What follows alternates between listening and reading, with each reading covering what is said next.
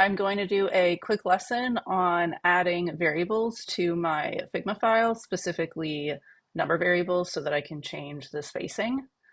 So in Figma, spacing refers to the distance between elements in a design. So this can also be referred to as padding between objects, and the colored area shown here is where we're going to apply these spacing variables. So to create these, we're going to click local variables here. And you can see now that there's a modal, which allows us to create new variables. So let's go ahead and name this to spacing.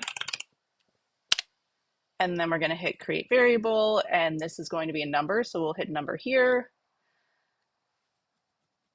And let's start adding our number variables. For this lesson, I'm going to name it the same as the value. So there are different ways you can actually name these, but I'll just focus on how you can create and add spacing variables to your design for this video. So let's do 8. And we're going to add a new one. So I just added the wrong one, so I'm actually going to delete this. And then we're going to add a number one. Okay, let's do 16. Do another number one.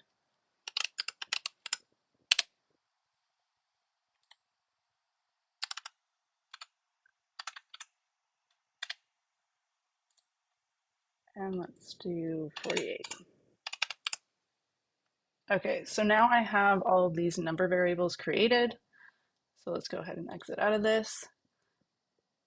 And now we're going to actually apply it to the design that I have here. So if I click this frame, you can see here that it says 60 and 60.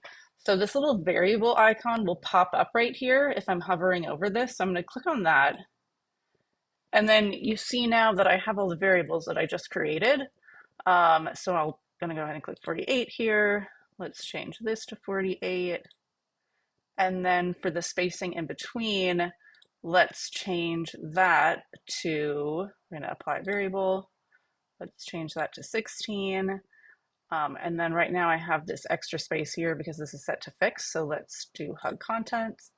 And there, now I've added the variables that I just created to my design.